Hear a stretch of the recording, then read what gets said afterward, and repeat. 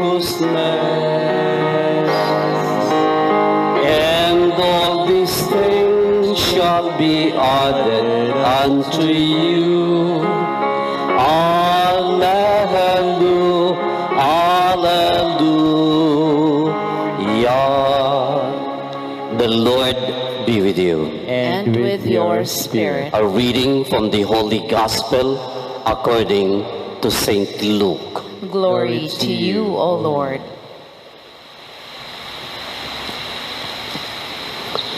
On leaving the synagogue, Jesus entered the house of Simon. Simon's mother-in-law was in the grip of a severe fever, and they interceded with him for her. He stood over her and addressed himself to the fever, and it left her. She got up immediately and waited on or served them. At sunset, all who had people sick with a variety of diseases took them to him, and he laid hands on each of them and cured them. Demons departed from many, crying out as they did so, "You are the Son of God." He rebuked them and did not allow them to speak, because they knew that he was the Messiah. The next morning, he left the town and set out into the open country. The crowds went in search of him, and when they found him, they tried to keep him from leaving them. But he said to them, "To other towns I must announce the good news of the reign of God, because that is why I was sent."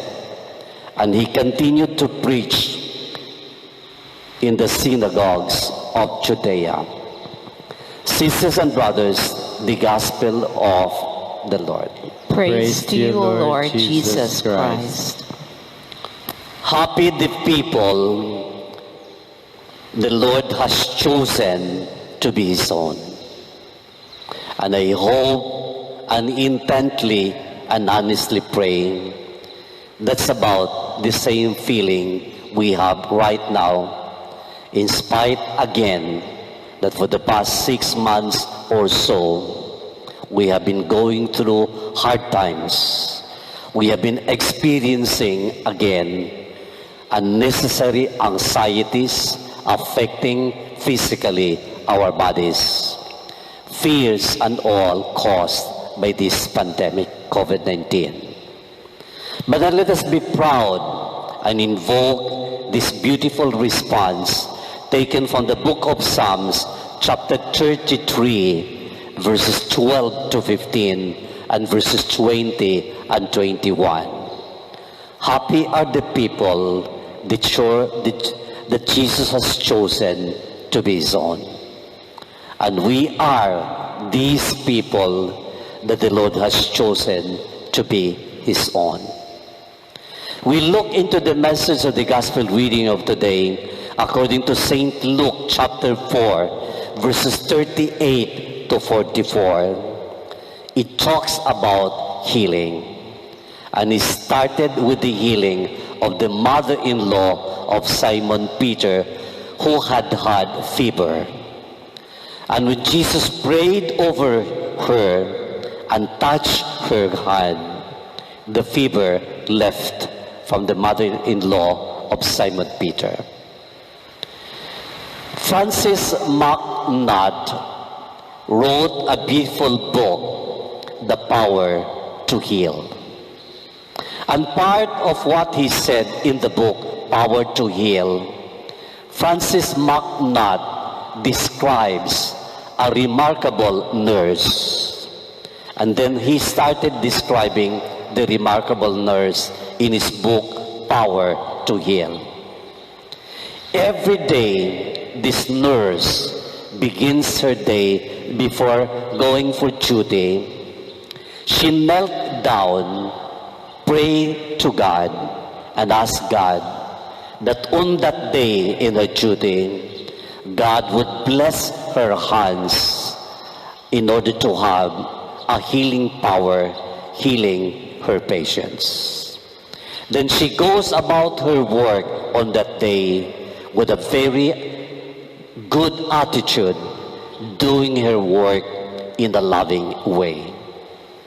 And in this same book, Power to Heal, by Francis MacNutt, the writer said, loving and caring people, including this nurse as an example, loving and caring people communicate to their hands the so-called loving and life-giving power to sick bodies that is using the hands.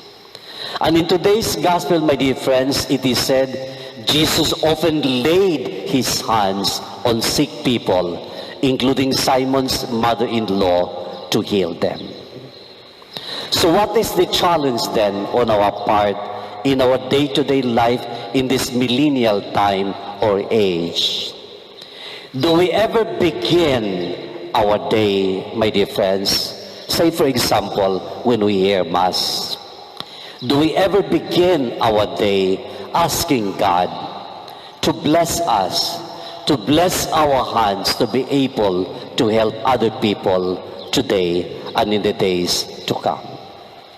Remember, as I said in the Gospel today, according to Luke chapter 4, verses 38 to 44, Jesus very often laid his hands on sick people to heal them. And so, my dear friends, we close our reflection with this prayer.